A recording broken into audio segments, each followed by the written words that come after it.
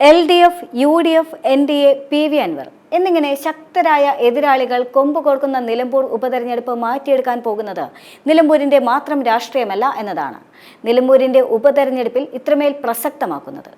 PV Anwar എന്ന രാഷ്ട്രീയ നേതാവിന്റെ ഭാവി, ഇടതുമുന്നണിയുടെ മൂന്നാം തവണയും അധികാരമേറാം എന്ന സ്വപ്നം, UDFിലെ ഭിന്നിപ്പ്, BJPയുടെ സംസ്ഥാന അധ്യക്ഷനായ രാജീവ് ചന്ദ്രശേഖറിന്റെ കന്നിപ്പോരാട്ടം, അങ്ങനെ രാഷ്ട്രീയ തൂലികയാൽ എഴുതിച്ചേർക്കാനുള്ള വിജയഗാഥയ്ക്ക് പിന്നിൽ വലിയ തരത്തിലുള്ള സമ്മർദ്ദങ്ങളുണ്ട്. നാലിദിക്കിലും പ്രതിഫലിക്കുന്ന ആശങ്കകളിൽ നിന്ന് UDFിനെ മാത്രം ഇഴകീറി എടുത്തു കഴിഞ്ഞാൽ പോലും വലിയ തരത്തിലുള്ള രാഷ്ട്രീയ കളികളും തന്ത്രങ്ങളും കാണാൻ സാധിക്കും. VD സതീശൻ എന്ന ഒറ്റയാൾ പട്ടാളവും അതിനോട് ചേർന്നും പിണങ്ങിയും നിൽക്കുന്ന നേതാക്കന്മാരും UDFിന്റെ അസ്തിത്വമായി മാറിക്കൊണ്ടിരിക്കുന്ന ലീഗും, അങ്ങനെ നിരവധി സംഭവബഹുലമായ കാര്യകാരണങ്ങളും കാത്തിരിക്കുന്നുണ്ട് നിലമ്പൂരിൽ. UDFിന്റെ ഇലക്ഷൻ മാനേജറുടെ റോളിൽ പ്രവർത്തിക്കുന്ന പ്രതിപക്ഷ നേതാവ് VD സതീശന്റെ രാഷ്ട്രീയ തന്ത്രങ്ങളുടെ പരീക്ഷണശാല കൂടിയാണ് നിലമ്പൂർ ഉപതെരഞ്ഞെടുപ്പ്. നേരിട്ട ഉപതെരഞ്ഞെടുപ്പുകളിലെല്ലാം തന്നെ ചേലക്കര ഒഴികെ ബാക്കി എല്ലായിടത്തും വിജയിച്ച റെക്കോർഡുള്ള സതീശന്റെ തന്ത്രങ്ങൾ ഇരു മുന്നണികൾക്കും ഒരുപോലെ സ്വാധീനമുള്ള ഒരു മണ്ഡലത്തിൽ മാറ്റുരയ്ക്കപ്പെടുന്നത് ഇത് ആദ്യമായാണ്. അതുകൊണ്ട് തന്നെ നിലമ്പൂർ ഉപതെരഞ്ഞെടുപ്പ് ഫലം UDFിന് എന്ന പോലെ തന്നെ പ്രതിപക്ഷ നേതാവ് VD സതീശന് വ്യക്തിപരമായും ഏറെ നിർണായകമാണ്. പ്രത്യേകിച്ചും സതീശന്റെ ജമാഅത്തെ ഇസ്ലാമി പ്രസ്താവന വിവാദമായ സാഹചര്യത്തിൽ മുന്നണി സ്ഥാനാർത്ഥിയെ അംഗീകരിക്കാൻ കൂട്ടാക്കാത്തയാളുമായി ചർച്ചയ്ക്ക് പോലും തയ്യാറല്ല എന്ന സതീശന്റെ ഉറച്ച നിലപാടാണ് PV അൻവറിന് മുൻപിൽ UDFിന്റെ വാതിൽ കൊട്ടിയടച്ചത്.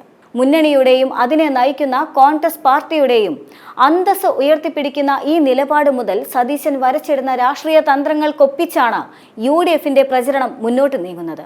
PV അൻവറിനെ ഒപ്പം നിർത്തിക്കഴിഞ്ഞാൽ ഉണ്ടാകാവുന്ന ഗുണഫലങ്ങൾക്കൊപ്പം തന്നെ അൻവർ ഒറ്റയ്ക്ക് മത്സരിക്കാനുള്ള സാധ്യത കൂടി മുന്നിൽ കണ്ടുകൊണ്ടായിരുന്നു സതീശൻ തന്ത്രങ്ങൾ മെനഞ്ഞത്. അതുകൊണ്ടാണ് അൻവർ സ്വതന്ത്രനായി മത്സരിക്കുമെന്ന പ്രഖ്യാപനം വന്നപ്പോൾ UDFും കോൺഗ്രസും ആടിയുലയാതിരുന്നത്. അൻവറിന്റെ പിന്തുണ ലഭിച്ചു കഴിഞ്ഞാൽ പിണറായിക്കെതിരെ സംസാരിക്കുന്ന സർക്കാർ വിരുദ്ധ ക്യാമ്പയിനറുടെ സാന്നിധ്യമാണ് മുന്നണിക്ക് ലഭിക്കുകയെന്നായിരുന്നു സതീശന്റെ വിലയിരുത്തൽ. എന്നാൽ അൻവർ എതിരായി കഴിഞ്ഞാൽ ഇതിനേക്കാളേറെ ഗുണങ്ങൾ ഉണ്ട് എന്നും അദ്ദേഹം വിലയിരുത്തിയിരുന്നു. UDFിന് ഒരിക്കലും ലഭിക്കാനിടയില്ലാത്ത വോട്ടുകൾ, വേണമെങ്കിൽ ഇടതു മുന്നണിയിലേക്ക് പോകാനിടയുള്ള വോട്ടുകളെ ചോർത്തിക്കൊണ്ടുപോകാൻ അൻവറിന്റെ സ്ഥാനാർത്ഥിത്വത്തിന് കഴിയുമെന്നാണ് സതീശൻ കണ്ടെത്തിയത്. ഈ കണക്കുകൂട്ടൽ നൽകിയ ആത്മവിശ്വാസം കൊണ്ടുകൂടിയാണ് അൻവറിനോട് വിട്ടുവീഴ്ചയില്ലാത്ത സമീപനം സ്വീകരിച്ചത്. പുരോഗമനപരമായ ആശയങ്ങൾ ഉൾക്കൊള്ളുന്ന ചലച്ചിത്രങ്ങളുടെയും നിലപാടുകളുടെയും പേരിൽ യാഥാസ്ഥിക മുസ്ലിം സംഘടനകളുടെ വോട്ട് UDFിന്റെ സ്ഥാനാർത്ഥിക്ക് ലഭിക്കാനിടയില്ല. ഈ സാഹചര്യത്തിൽ ഇത്തരം വോട്ടുകളെ ശത്രുപാളയത്തിലേക്ക് എത്തിക്കാതെ പുറത്തേക്ക് പോകാനുള്ള സേഫ്റ്റി വാൽവായി അൻവറിന്റെ സ്ഥാനാർത്ഥിത്വം മാറാം. ഈ കണക്കുകൂട്ടലാണ് അൻവറിനെ അവഗണിച്ചുകൊണ്ട് മുന്നോട്ട് പോയാലും മുന്നണിക്ക് കുഴപ്പമുണ്ടാകില്ല എന്ന ധൈര്യം സതീശന് നൽകിയത്.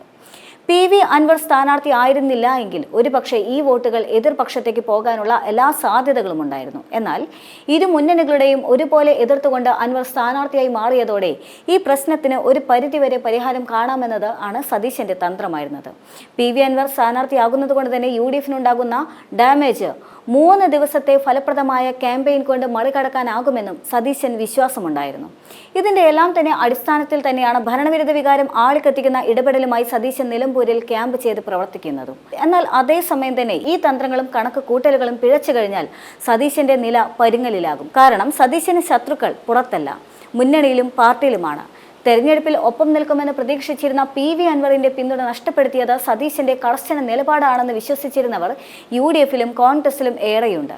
അവർ സതീശന്റെ ചുവട് പിഴയ്ക്കാൻ കാത്തിരിക്കുകയാണ്. ഇത് സതീശനും തിരിച്ചറിയുന്നുണ്ട് എന്ന് അദ്ദേഹത്തിന്റെ പ്രതികരണങ്ങളിൽ നിന്ന് വായിച്ചെടുക്കാനാകും.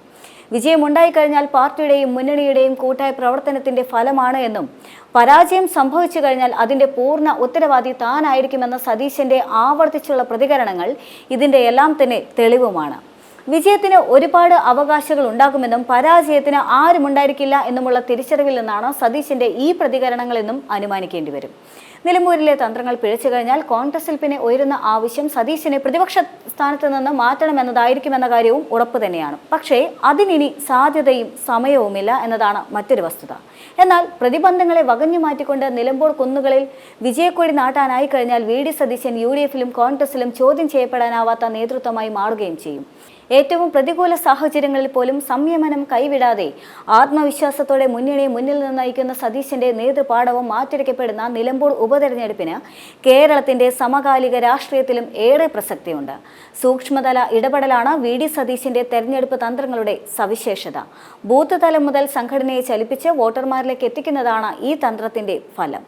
പ്രാദേശികമായ വിഷയങ്ങളിൽ ഇടപെട്ടുകൊണ്ട് അവിടങ്ങളിലെ വോട്ടർമാരുടെ പിന്തുണ ഉറപ്പിക്കുന്നതിലും ശ്രദ്ധ കൈവരും.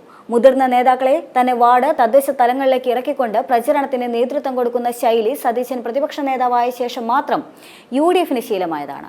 മുൻപൊക്കെ ഇത്തരം ഇടപെടലുകൾ തീരുമാനങ്ങൾ മാത്രമായിരുന്നു. പാർട്ടി എന്നത് നേതാക്കളും ആൾക്കൂട്ടവും എന്ന രീതി മാറ്റി എഴുതിക്കൊണ്ട് അവരെ തെരഞ്ഞെടുപ്പ് കാലത്ത് ഉത്തരവാദിത്വം നിറവേറ്റാനായി ചുമതലപ്പെട്ട കർമ്മസേനയാക്കി പരിവർത്തനം ചെയ്യാൻ സതീശന് കഴിഞ്ഞിട്ടുമുണ്ട്.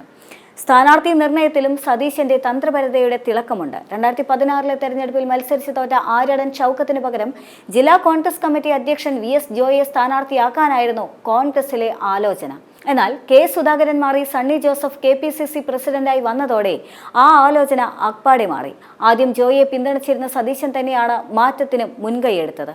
ക്രൈസ്തവ വിഭാഗത്തിൽ നിന്നുള്ള സണ്ണി ജോസഫിനെ KPCC അധ്യക്ഷനാക്കിയതിന് പിന്നാലെ ജോയിയെ കൂടി സ്ഥാനാർത്ഥിയാക്കി കഴിഞ്ഞാൽ മണ്ഡലത്തിലെ പ്രബല വിഭാഗമായ മുസ്ലിം സമുദായത്തിനെ പിന്തുണയ്ക്കുന്നതിന് തുല്യമാകുമെന്ന ചിന്തയിലാണ് സതീശൻ മാറ്റത്തിന് വേണ്ടി വാദിച്ചത്.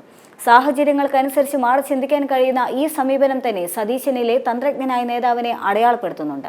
മുന്നണിയിലെ തന്നെ പ്രധാന ഘടക കക്ഷികളായ ഇന്ത്യൻ മുസ്ലിം ലീഗിന്റെ വിശ്വാസം ആർജിക്കാനും അവരെ കൂടെ നിർത്തുവാനും സ്ഥാനാർത്ഥി നിർണയത്തിലൂടെ കഴിഞ്ഞിട്ടുമുണ്ട്. മുന്നണിയെ സ്വരഭേദങ്ങളില്ലാതെ നയിക്കുന്നത് നായകന്റെ ഭാഗത്തു നിന്ന് തന്നെ ഇടപെടൽ വന്നത് ഘടക കക്ഷികളെയും നസീമമായ സഹകരണത്തിന് നിർബന്ധിതമാക്കുകയായിരുന്നു.